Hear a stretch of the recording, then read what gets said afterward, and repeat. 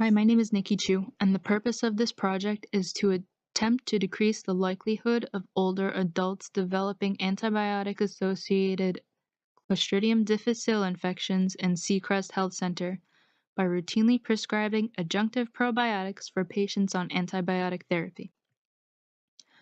According to the CDC, there were almost 500,000 cases of confirmed CDIs in the United States in 2015. In the same year, roughly 29,000 patients died within 30 days of the initial diagnosis, with CDIs being directly responsible for 15,000 deaths. Approximately 80% of those deaths were elderly adults aged 65 and older, and it is estimated that 1 out of 11 patients within that age range died within 30 days of diagnosis. In addition to the significant morbidity and mortality rates, CDIs has cost the United States a fortune in healthcare.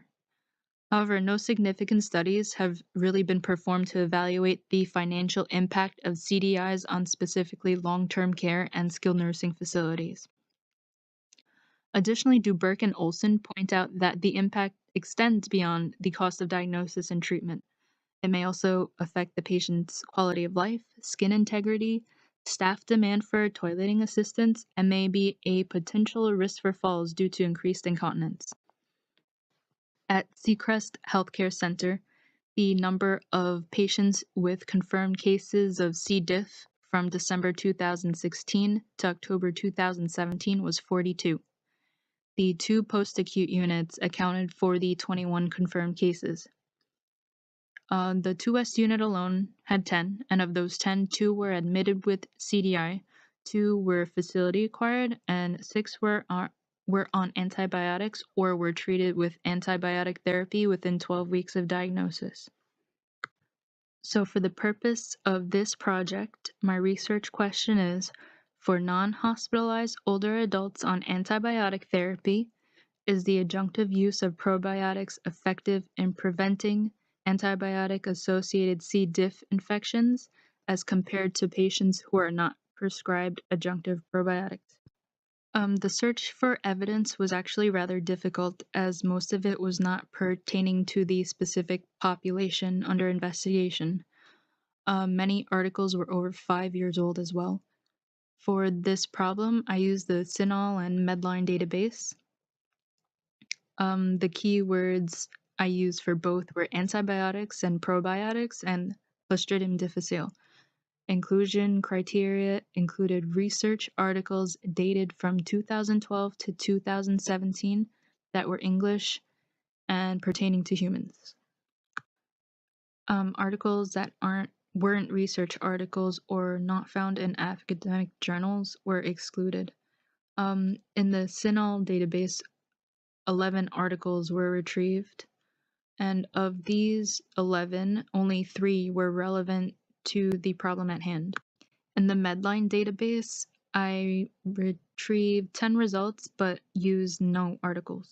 Upon analysis of the articles, the incidence of CDI in patients on antibiotics can potentially be reduced with co-administration of probiotics. One article titled Probiotic via Cell Number 3 Prevents Antibiotic-Associated Diarrhea in a Double-Blind, Randomized, Placebo-Controlled Clinical Trial showed some evidence that multi-strain preparations may be effective in reducing antibiotic-associated diarrhea. However, no patients in either the treatment or placebo group actually developed C. diff. So due to the absence of CDI in both groups, it is difficult to determine the actual effectiveness in prevention of C. diff. In the systematic review and meta-analysis by Johnston, Ma, Goldenberg, Thorlund, Van Vyk, Loeb, and Guyot, probiotics reduced the incidence of CDI by 66%. In a population with a 5% incidence of antibiotic-associated C. diff, probiotic prophylaxis would prevent 33 episodes per 1,000 persons. However, the review disclosed that there was missing data in 13 trials for 5% to 45% of patients.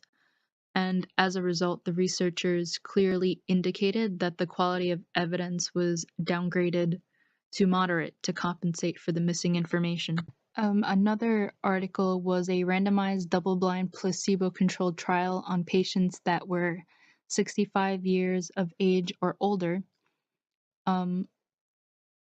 Of the 2,941 patients included in the trial, 159 of participants in the probiotic group and 153 participants of the placebo group developed antibiotic-associated diarrhea, suggesting that there was no real significant reduction in diarrhea while on the probiotic treatment, but the incidence of C. diff infection was 12 in the probiotic group and 17 in the placebo group, perhaps indicating some effectiveness in the use of probiotics to prevent C. diff infection. The evidence in these articles were somewhat supportive of the use of adjunctive probiotics.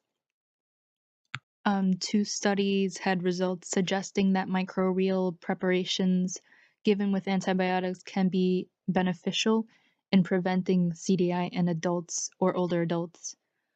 However, one article was not supportive in terms of reduction of CDI due to lack of incidence in either groups, but did demonstrate effectiveness of probiotics in reducing diarrhea, which is also an unpleasant reaction from antibiotics that can reduce quality of life and prolong treatment.